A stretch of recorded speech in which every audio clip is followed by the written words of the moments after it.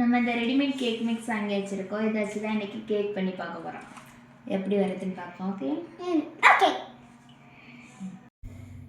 இந்த 500 கிராம்லேருந்து இப்போ நான் ஒரு 125 கிராம் மட்டும்தான் எடுத்து பண்ண போகிறேன்.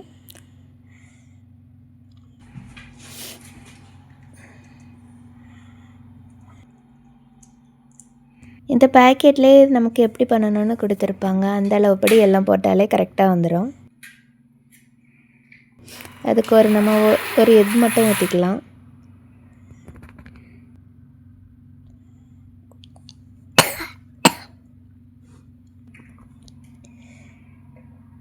அப்புறம் கொஞ்சமாக வாட்டர் ஆட் பண்ணிக்கலாம்.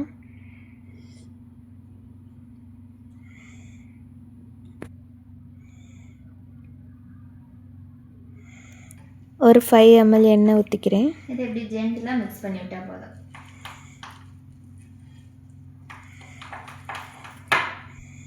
ஆனால் நம்ம பேக்கெட்டில் சொன்னதை விட கொஞ்சம் அதிகமாக தண்ணி ஊற்றினா தான் இந்த கன்சிஸ்டன்சிக்கு வருது.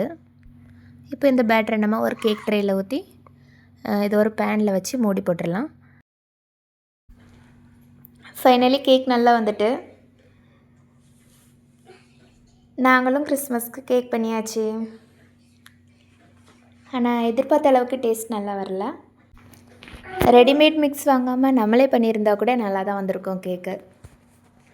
ஓகே, ஃபைனலி கேக் சாப்பிட்டாச்சு.